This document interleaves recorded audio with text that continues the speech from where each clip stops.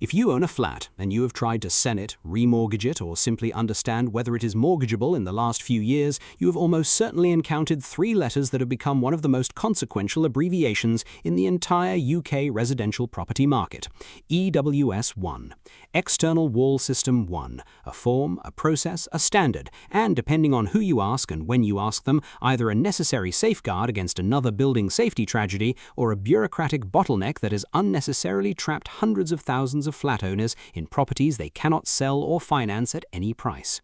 The EWS1 form was introduced in late 2019 as a mechanism for giving mortgage lenders a standardized way to assess the fire safety of a building's external wall system, following the post-Grenfell realization that a huge number of residential buildings across the country had external wall materials that had never been properly assessed for fire risk.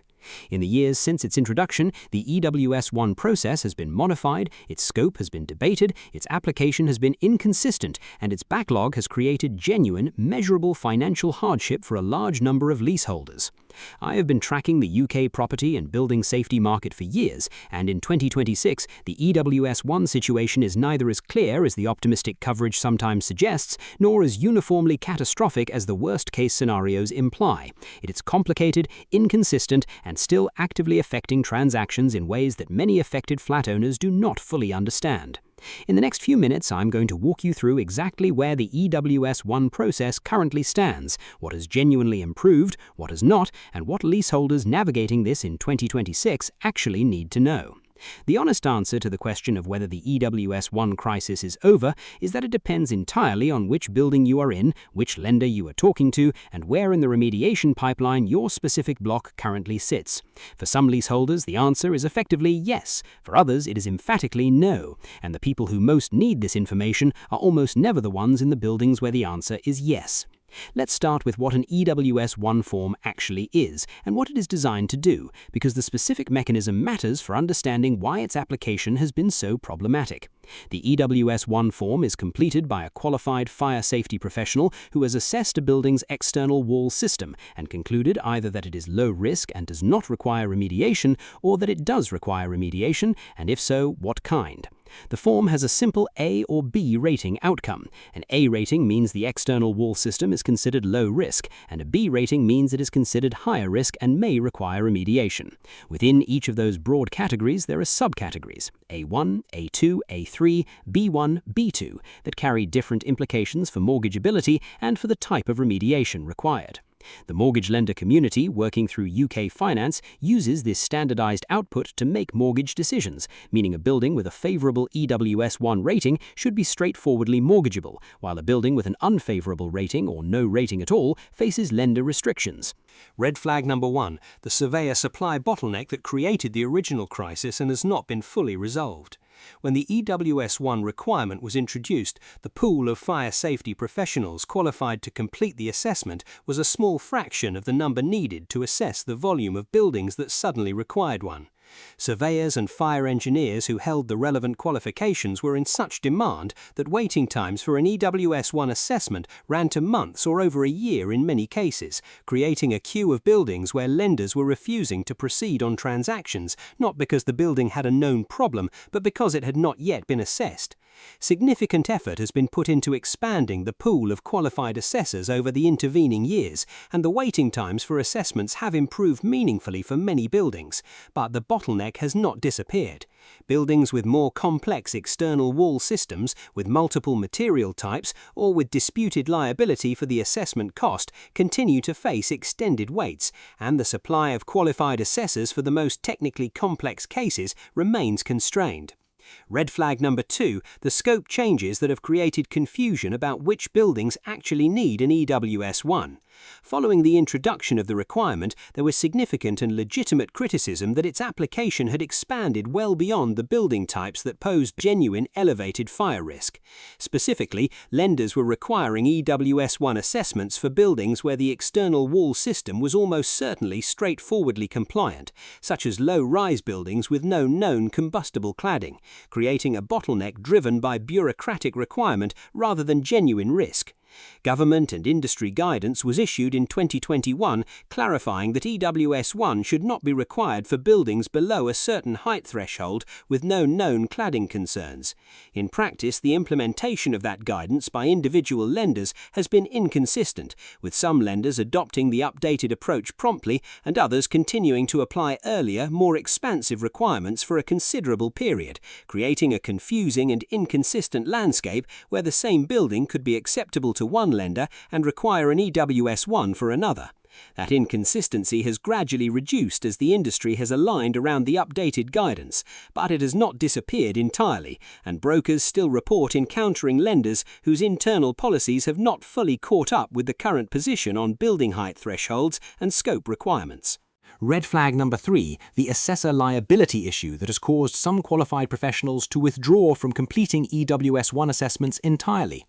A fire safety professional who signs an EWS1 form is making a professional judgment about the safety of a building's external wall system. If that judgment proves incorrect, and particularly if the building subsequently requires remediation that the assessor's form suggested was unnecessary, the assessor faces significant professional and legal exposure. As cases have progressed through the building safety system, and as some assessments that produced favorable outcomes have subsequently been revisited in light of further inspection or changed guidance, the professional liability environment for EWS1 assessors has become considerably more uncertain. A number of qualified professionals have responded by withdrawing from EWS1 assessment work entirely, reducing the available pool of assessors and contributing to continued delays for buildings that genuinely need an assessment completed. Red flag number 4, the retrospective assessment challenge that affects buildings where initial assessments produced outcomes that lenders or regulators now consider inadequate.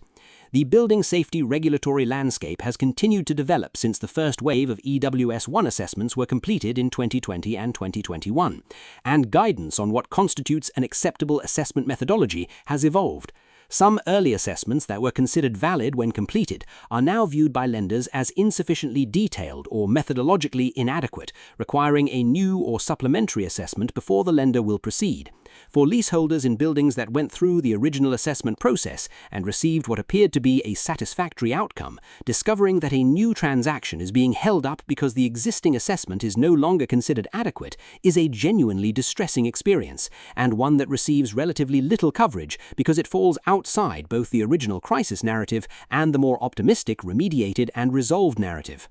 Red flag number 5, the inconsistency between lenders and how they interpret and apply EWS1 outcomes that continues to create transaction failures that should not happen.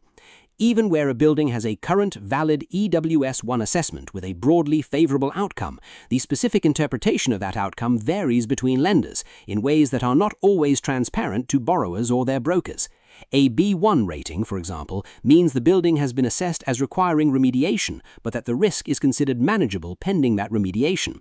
Different lenders apply different policies to B1-rated buildings, with some willing to lend and others not, and the borrower navigating this needs to know both their building's specific EWS1 outcome and the specific policy of each lender they are considering in combination. That requires a level of market knowledge that a specialist broker may have, but that a borrower acting without specialist advice is unlikely to possess.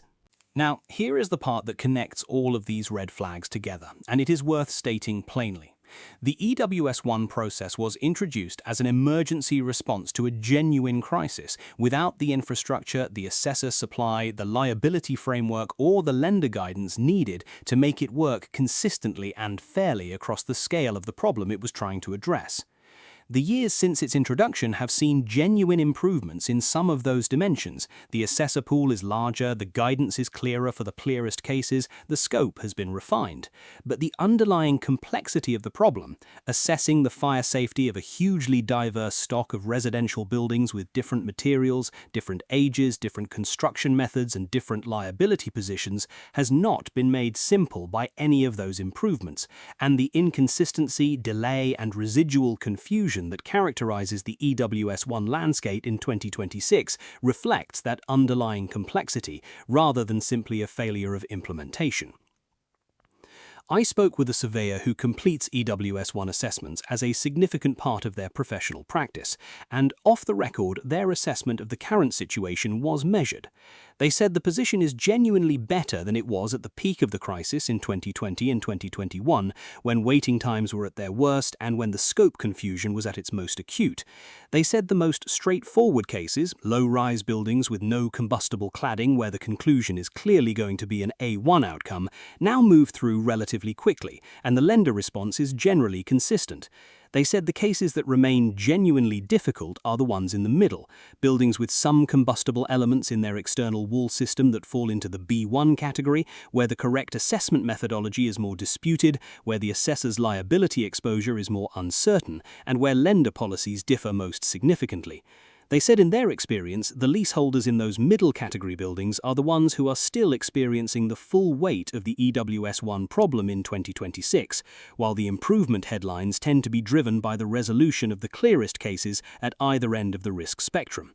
They described one specific scenario that recurs in their practice, which is a building where the EWS1 assessment has produced a B1 outcome, meaning remediation is recommended but the risk is considered manageable in the interim, where the freeholder has agreed remediation is necessary, where a funding route has been identified, but where the physical works have not yet started because the contractor queue is long and the planning and procurement process is slow, and where leaseholders are therefore stuck in a building that has a valid current EWS1 assessment, but one with an outcome that a number of mainstream lenders will not accept, and with no certain date attached to when the remediation will be complete and the assessment outcome will improve. They said those leaseholders are in a genuinely difficult position that is not well served by either the crisis narrative or the resolved narrative in the current media coverage. So what does this mean practically for leaseholders currently navigating the EWS1 issue? First, if your building does not yet have an EWS1 assessment, establish who is responsible for commissioning and paying for that assessment before anything else, because the liability question, whether it falls on the freeholder, a developer under the developer pledge, a government fund, or the leaseholders themselves, determines everything about the timeline and your ability to influence it.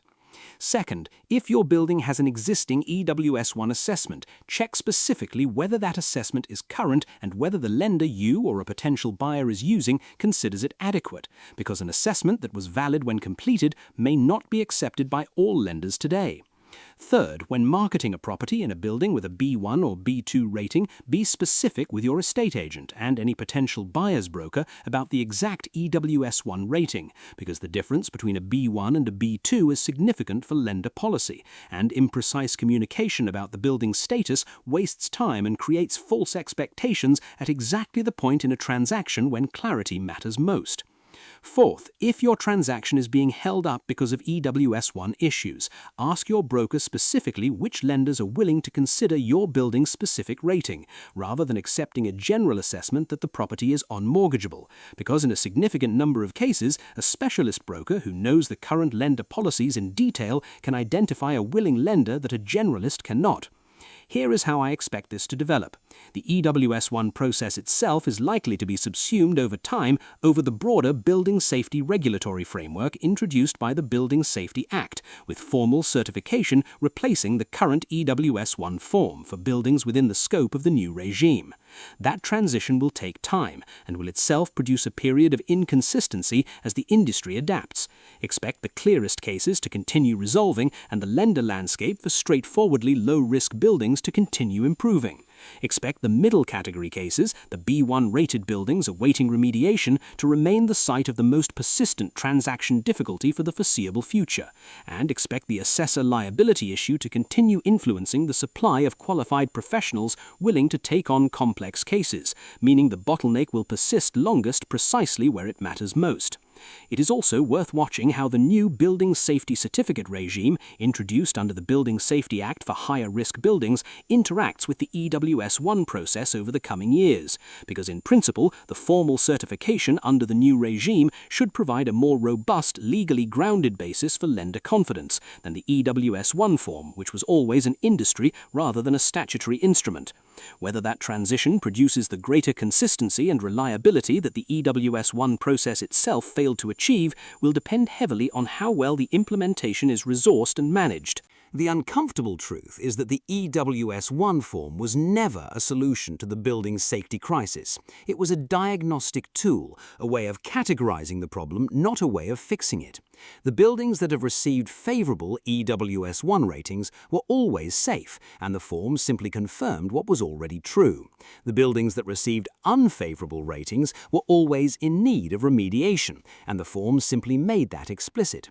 The crisis for the leaseholders still living inside it is not an EWS1 crisis, it is a building safety crisis that the EWS1 form helped identify and that the remediation process has still not fully resolved. The letters on the form have changed the mortgage landscape, they have not yet changed the buildings. And for the leaseholders whose buildings are still waiting for a change that matters, the most useful thing to know is not whether the EWS1 situation has improved in the abstract, but specifically where their own building stands in the specific funding, assessment and remediation pipeline that will eventually determine whether their own flat is freely mortgageable again and roughly when that is likely to happen. That is a question worth pressing your freeholder or managing agent for a written answer to right now, rather than waiting for it to become relevant at the moment of a transaction when the answer matters most and the timeline for addressing it is shortest.